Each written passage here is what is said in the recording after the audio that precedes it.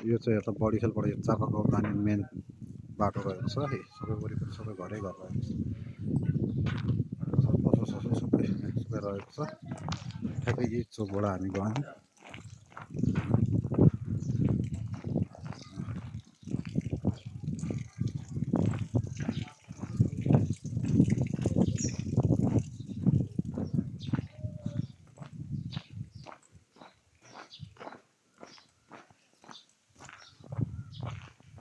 यहाँबाट फेरि तलतिर जानुभयो भने चापागाउँ गयो। सबै बस्ती बस्ती रहेछ, ठुल्ठुलो घर रहेको छ।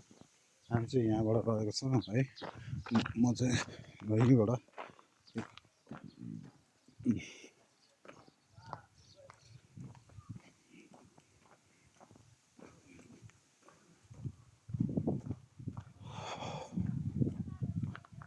अहिले म चाहिँ त्यो डिलबाट उक्लिएको थिएँ सर्टकट भनेर है। सबै घरै घर रहेको छ।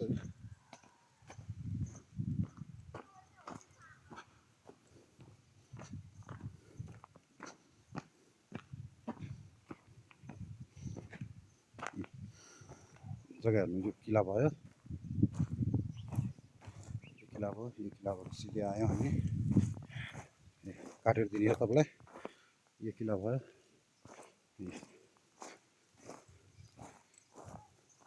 त्यसपछि यो तलको यो साँधो भयो, यो डिलको यहाँबाट टक्क यहाँ डिलमा गयो। 13 फिटको बाटो हेर्नु यो रहेको छ। सबै वरिपरि सबै घरै घर रहेको छ।